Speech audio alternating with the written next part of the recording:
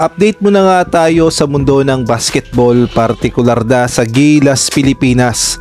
Eto ngang si RJ Abarientos matapos hindi maipasok ang crucial 4-point shots ay inulan ng batikos at nagkaroon pa ng mga death threats dahil sa pusta. Samantalang ang Gilas Pilipinas naman ay tuluyan ng binitawan ng kanilang partner sa paggawa ng jersey. Walang iba kundi ang Nike. Bakit kaya? Pakipindot naman ang like, subscribe at ang notification bell para updated ka sa lahat ng aking ina-upload.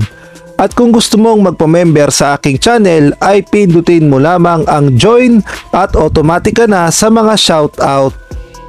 Tuloy na ngang binitawan ng Nike ang kanilang partnership sa Gilas Pilipinas dahil alam nating lahat na since Gilas 1.0 ang Nike na gumagawa ng mga jersey ng Gilas Pilipinas.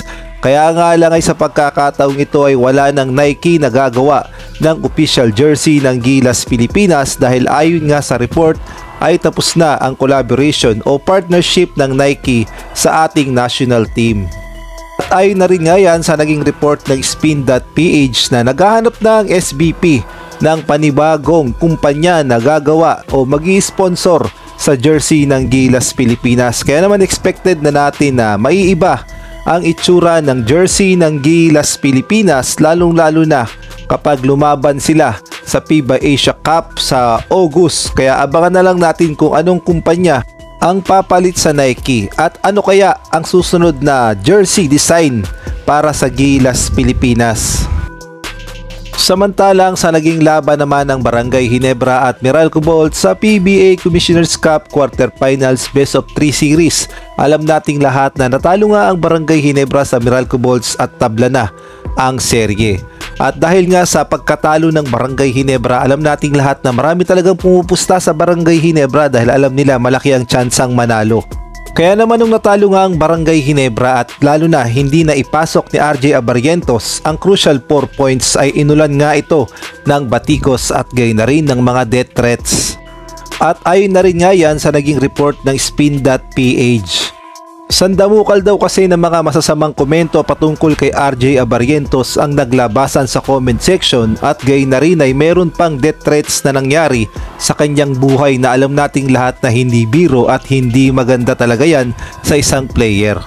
Ang sabi nga ni RJ Abarientos, posting this for awareness, grabe talaga mga tao sa social media. Talo lang sa pusta, biglang death threats gamit dami accounts, pati pamilya dinadamay pa. Pakireport, nakakaalarma na yung mga ganitong ugali. Naglalaro kami ng maayos at trabaho namin to, parte ng basketball ang matalo. Sa mga kapwa ko players, di dapat tinotolerate yung ganito.